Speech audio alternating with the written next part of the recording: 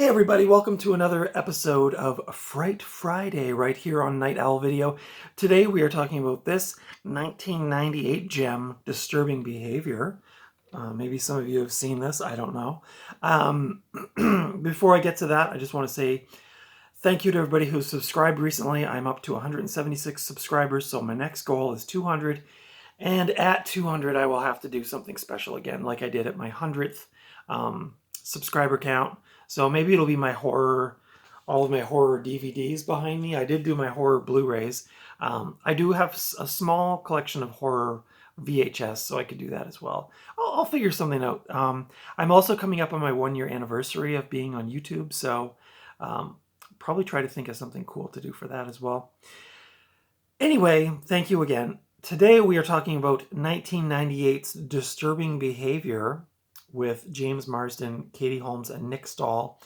This, I actually was thinking earlier, I've reviewed lots of movies in the last year, but I think only a handful were on VHS, so I returned to my origins here. I found this recently for 25 cents at a thrift store, and I thought at the time I had not seen this film, but it turns out after I watched it, I have seen this movie. I saw it probably back when it came out, probably on VHS. So, but anyway, this was a delight to return to, and I think an underrated movie. But we're going to get to that. We're going to talk about the cast, production, reception, critical reception, all that. So I hope you'll stick around. So, like I said, this is a teen sci-fi psychological horror film from 1998. It was directed by a person named David Nutter, and he's a nutter. He was mostly a TV director, I think mostly on the X-Files. But I didn't really see a lot of other movies in his filmography that I recognize, but with the exception of this one. This stars James Marsden right here. As I said, he's a little hottie. He was in excuse me, the X-Men Part 1 through 3, the like the 90s, early 2000s X-Men. I think he did actually return for one of the newer X-Men movies. This also stars the lovely Katie Holmes, who was also in some of my other favorite movies, The Ice Storm, an Ang Lee film, which got me thinking about that movie actually. The Gift, which is a movie I've recently picked up but haven't watched, as well as Batman Begins, which is probably one of my favorite early 2000s movies. So yeah, she's been in a lot of stuff. She was also in the TV show Dawson's Creek as well. And Nick Stahl, back in the corner here, who was in Terminator 3. Not everybody's favorite Terminator movie. I actually like that one, but and he was also the yellow fella in Sin City. I try to keep this channel as wholesome as I can. The swearing kind of turns me off, so I swear a lot in real life, but not on my channel. So yeah, he was in Sin City playing the yellow guy. So the synopsis for this movie is Steve Clark, played by James Marsden, is a newcomer to the town of Cradle Bay, and he quickly realizes that there's something odd about his high school classmates. The clique known as the Blue Ribbons are the eerie embodiment of academic excellence and clean living. But like the rest of the town, they're a little too perfect, if you know what I mean.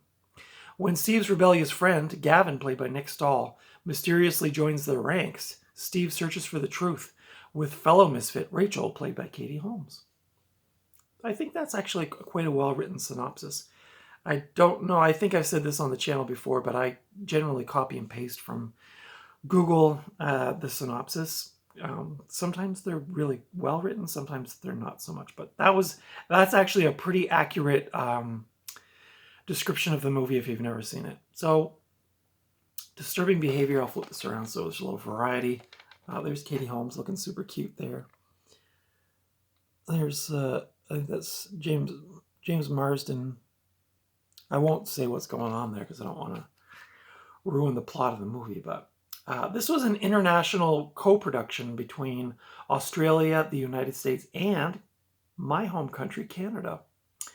The filming took place between January of 1998 to late March of 1998 in Vancouver, BC.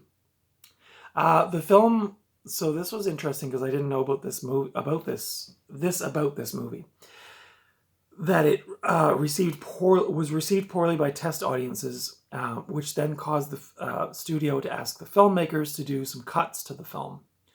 So they did that, and they also wanted them to, I think they wanted them to do like a reshoot of an alternate ending, a different ending for the film. They retested the film, and it still got negative reaction. So then the studio stepped in and took full control of the film, and hired a new editor, a completely new editor, and they just chopped the movie right down. So apparently at one point, director David Nutter even considered removing his name from the film with the cuts that were made, but he decided not to, out of respect for the cast and crew. In the end, 31 minutes of the film was cut, so it went from 115 minutes to 84 minutes. So that was pretty interesting. Now, obviously, I've never seen this 115-minute version. I thought this movie went pretty well, like it gelled pretty well, but maybe I'm not as critical about, gaps and things like that as other people would be, but apparently Nutter wanted the film to be more of like an atmospheric X-Files feeling movie, like more sci-fi, but the studio wanted it to be basically a Scream ripoff. They wanted jump scares. They wanted it to be like a teen thriller, much like Scream, which came out a couple years before this and was a huge success. You also had other, I Know What You Did Last Summer. There was a lot of those movies around this time, and I think the studio, which is MGM, wanted this one to be in line with that, to cash in on that craze, but David Nutter, the director, wanted to do more of like a sci-fi X-Files mystery type story. So yeah, with the cuts, it definitely doesn't feel like X-Files. I'm not an X-Files aficionado by any stretch, but it definitely feels more like they wanted it like a Scream type movie, or like I Know What You Did Last Summer. The budget was $15 million to make the film, and it brought in $17.5 million. So pretty disappointing for a movie of this caliber around that time with this cast. I've watched some other videos about this movie on YouTube, and the studio thought at the time this was going to be this was going to be another Scream. Like the cast, you had a hot cast. You had all of the elements going for it. Director coming from X-Files. They thought this thing was going to be just a huge thing, and they were putting them on all these press tours. Like all the actors went on like interview shows, and it was really hyped up. This thing was going to be huge, and then it wasn't. David Nutter wanted to release a director's cut, but MGM blocked him from completing that task. It was released on DVD with some of the cut scenes added on the disc as extras.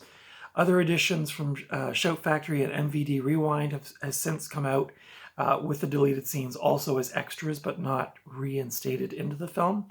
There is apparently a fan edit online that you can watch that has the cut scenes reinstated into the film to make it one cohesive thing, but there's never been like a director's cut, and by the sounds of it, there probably won't be. I'm kind of surprised MVD Rewind didn't do something like that, but maybe they were prevented from doing that. I don't know. So I haven't gone looking for the fan edit online, but apparently there is one. So you can go check that out for yourself if you want. The film, like I said, was not well received by the critics. It currently holds a 33% on Rotten Tomatoes if you follow that sort of thing. Some critics praised Nick Stahl's performance, while others criticized the lack of coherence. I mean, obviously the movie was cut into pieces and just shredded down from what it was, so clearly it wasn't as coherent as it could have been. I did see in a video too that some of the studio people in the early days had gotten to see the uncut version, and they said that the movie was really good, like it really rocked. But it's probably long gone. I mean, I don't know how many of the cutscenes are actually even extras on those special DVDs. But anyway, I watched it on good old VHS. The tape's actually in pretty good condition. The tape played fine on my VCR. I would give this movie a 4 out of 5. I really like the movie despite some of the issues that it suffers from. The acting was quite good. I mean, Katie Holmes is... I don't know if Katie Holmes is a great actor, but I love her. She was very over the top in this, but like still likable. This, and again, like with the script, it was a little... it was very 90s, like it even had kind of an 80s feel almost. Like Nick Stahl and his friend were telling James Marsden about like the cliques in the cafeteria at the beginning of the movie, and I was like, those are the Motorheads, music of choice, you know, those are the drug of choice, da, da, da. And then they're like, those are the geeks over there. Music of choice, the sound of an Apple computer booting up. Drug of choice, Stephen Hawking's, you know, like, and it was just like the script was quite campy, but like I still loved it. I thought it was really, really fun to watch. And I kind of miss that in movies, like just a kind of like an innocent, fun kind of vibe. So many movies nowadays are so damn serious. And going back to movies of this era, it's like they didn't take themselves so seriously. And like the script could be a little fun and the acting could be a little campy. And it was still like a really cool movie. So I thought this was a great little thriller. It had a cool soundtrack, a lot of like post-grunge.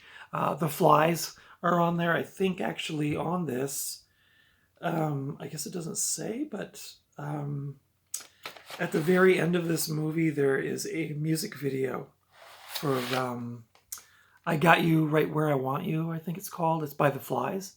And actually the actors are in the video, the music video. So that was kind of cool. It played at the very end of the movie. I remember those days. Man, that was so cool when they did that stuff.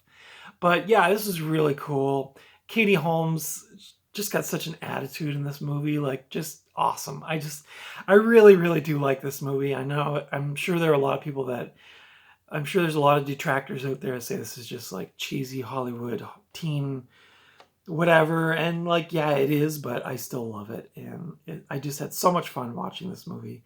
I was just really into it. I actually put it up on my shelf facing my bed so that when I looked over, I saw it, just because I was like, for a few days after I watched it, I just kept thinking about it and like how fun it was. So you can rent this film on Cineplex, and you can also watch it for free on YouTube, but you did not hear that from me.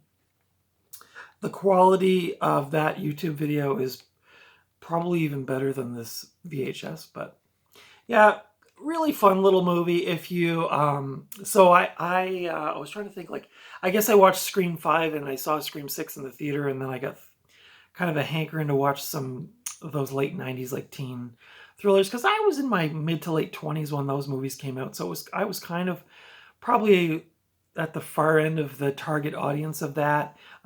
But still, like, these, I consider a lot of these to be kind of like movies from my younger days. And even though they were only like 20 or 25 years ago, but yeah, I love this movie. So anyway, that said, I watched I Know What You Did Last Summer. I Still Know What You Did Last Summer. Last night I watched Urban Legends. I'm contemplating watching the earlier Scream movies. If you have any, actually, if you know of any other movies along these lines that are good, like decent to watch, let me know in the comments, because I kind of want to watch some more, but I'm not sure. Like, there's Valentine, which I don't think is very good, and there's like Soul Survivors. There's a lot of those movies around that time that I didn't see, so I'm kind of curious, like, are any of those worth watching? But anyway, if you're in the mood for some kind of hammy late 90s teen sci-fi horror with a bunch of hotties, this is the one for you. I mean, I'm not a Scream freak out person. I thought Scream was pretty good, but to me, like, I'm kind of sad I missed this back then, because I feel like I probably would watch this a bunch over the years, because I do like that, and I Know What You Did Last Summer. So yeah, if you like those kinds of movies, you're probably going to like this one. Got more of a sci-fi-ish angle than a horror, but that said, there are some pretty horrific scenes in this film, actually, for being a teen Hollywood thriller whatever. So anyway, that's my thoughts on Disturbing Behavior. If you've seen this movie, what are your thoughts on it? Did you like it? Did you not like it? Did you think it was complete schlock? Give me the thumbs up if you liked my review. Consider subscribing if you haven't already. Tomorrow I have a thrifting haul video, and on, sorry, no, that's not true. I'm thinking that this was coming out on Tuesday, so I hope you enjoyed my thrifting haul video from Wednesday. And my cult movie review on Tuesday was Fire and Ice, the Ralph Bakshi, Frank Frazetta film. So if you haven't seen that one yet, that came out this past Tuesday, so consider going back and watching that if you like that kind of thing. Watch Disturbing Behavior. I think you'll really have fun. This is just a really fun thriller. I really, can you tell I really adore this movie? Yeah, so I'll be hunting for this one on probably that MVD Rewind series, because they do some nice packaging and extras and stuff. Obviously, this doesn't have the cut scenes in it, and I am kind of curious to see what they cut. So anyway, thank you for watching this review. Until next time, I will see you at the thrift store or the video store, or, you know, just out and about, or maybe in some factory being mind controlled by creepy sorority kids or something. I don't know. Anyway, until next time, take good care. Thanks for watching. Bye.